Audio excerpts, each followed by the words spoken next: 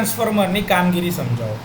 જો પરીક્ષામાં આ સવાલ પૂછાય તો આ સવાલનો જવાબ આવી ટૂંકી માહિતી આપીને લખી શકાય, કેમ કે આ સવાલ જો એકાદ 2 માર્ક્સમાં પૂછાયો હોય તો જ, બાકી જનરલી આખો સવાલ પૂછવામાં આવે છે જેની અંદરમાં એના એડવાન્ટેજીસ, એનું કન્સ્ટ્રક્શન ને બધી જ વસ્તુઓની ઇન્ફોર્મેશન માંગવામાં આવે છે.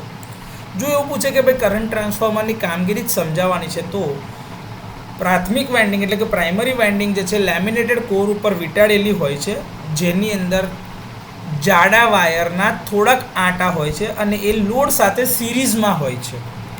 જ્યારે સેકન્ડરી વાઇન્ડિંગમાં પાતળા આંટા હોય છે અને આંટાની સંખ્યા વધારે હોય છે.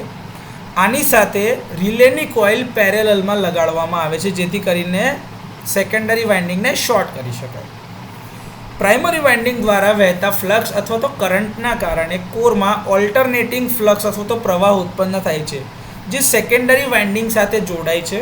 વાઇન્ડિંગ શોર્ટ હોવાના કારણે તેમાં EMF ઇન્ડ્યુસ થશે અને શોર્ટ વાઇન્ડિંગના કારણે એમાંથી કરંટ પસાર થશે. હવે આ કરંટ પસાર થવાના કારણે સેકન્ડરી વાઇન્ડિંગના લીધે કોરમાં એક ફ્લક્સ ઉત્પન્ન થાય છે જે પ્રાઇમરી કરતાં એક્ઝેક્ટ ઊંધા દિશામાં હોય છે.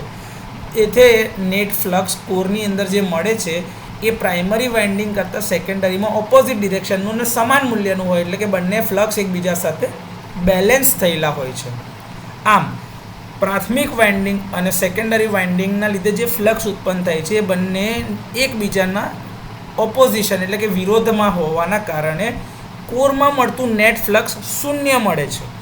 આમ પ્રાથમિક વાઇન્ડિંગ એટલે કે પ્રાઇમરી વાઇન્ડિંગના એમ્પિયર ટર્ન્સ અને સેકન્ડરી વાઇન્ડિંગના એમ્પિયર ટર્ન્સ બંને એકબીજા દ્વારા બેલેન્સ થાય છે અને આ જ કારણના લીધે સેકન્ડરી વાઇન્ડિંગ ક્યારેય સિટીની ઓપન હોવી જોઈએ નહીં. એ આપણે આગળ જોયું છે. એ જ પ્રમાણે યાદ રાખવાનું કે જ્યારે નોર્મલ ઓપરેશનમાં હોય ત્યારે સિટીની સેકન્ડરી હંમેશા શોર્ટ કરેલી રાખવામાં આવે છે.